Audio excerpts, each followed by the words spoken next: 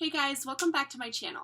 Today I'm going to be doing a review on the Revlon ColorStay Whipped Foundation. This is what it looks like. This is the packaging. It's in a glass, kind of hefty bottle, to be honest. On the top it says your color. I am in natural beige. This is the color that I wear during the summer. I'm actually wearing it right now and I really enjoy how it goes on. It does clump up your brush a little bit, so I used my Sigma F80 today, and I don't know if you can tell in the bristles that the bristles look kind of clumped together. When I first got it, it looked kind of like cream cheese. And that's weird to put a cream cheese consistency on your face. I know a lot of people aren't, I don't know, into that. When I first got it, it looked very airy and very whipped, and now it kind of looks like a liquid.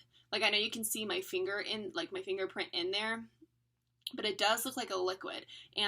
But if you, try and get this thing out, it won't move. So how I apply this is generally with a brush. I have not tried it with a beauty blender just because I'm a little scared that it's going to cake up my beauty blender like it does my brush. You do have to wash your brush consistently. Probably, I would say, wash your brush not every time you use it. Maybe if you use it twice, I would wash your brush just because I feel like it cakes up your brush a little bit, and I'm not a big fan of that. So I do use this sparingly and only in the summer because this is my color, or my summer shade. So pluses, it goes on beautifully. It blends like a dream. I really like how it applies. It does have more of a luminous glow, that obviously is highlight right there, but I don't know if you can tell it glowing off of my forehead and my nose and my cheeks right here and my chin. It is more luminous and dewy, so my oily skinned girls out there may not like this all that much, but you can mattify it with the powder. And so what I did today was I used MAC Fix Plus, sprayed it all over my face, went in with this with the Sigma F80 brush, and then I just set it with some powder because it just was a little bit too dewy for me because I am oily. I'm not a big fan of glowing everywhere. It looks like you have oil everywhere on your face. I do think oily skinned individuals can use this though. Like I said, you just have to mattify it to your liking. And it does matter what kind of primer. Oh my god, I'm dying. So how I like to apply it is I just open it up, dip my finger in there, and just dot it all over my face. It doesn't leave streak marks if you do that. Let's say you dot it all over your face and you leave it and you do this section and then this section and then this section and this section up here, the one that has the dots on it the longest, it's not a foundation that it'll dry and you still have little dots all over your face. It's hot. I do think that this drugstore foundation looks higher end just because of the glass packaging, and you can kind of see it's kind of actually it is, where'd it go? Ah! Oh, like I said, glass, don't drop it. Sorry, Molly. This is kind of a bigger version of MAC's Painterly Paint Pot. It has the color on it at the bottom. You can see the product as you can. It's kind of difficult to see. But you see that the product, you can see it has a little line in here. You can tell where the product is, what color it is. You can go back to sleep now.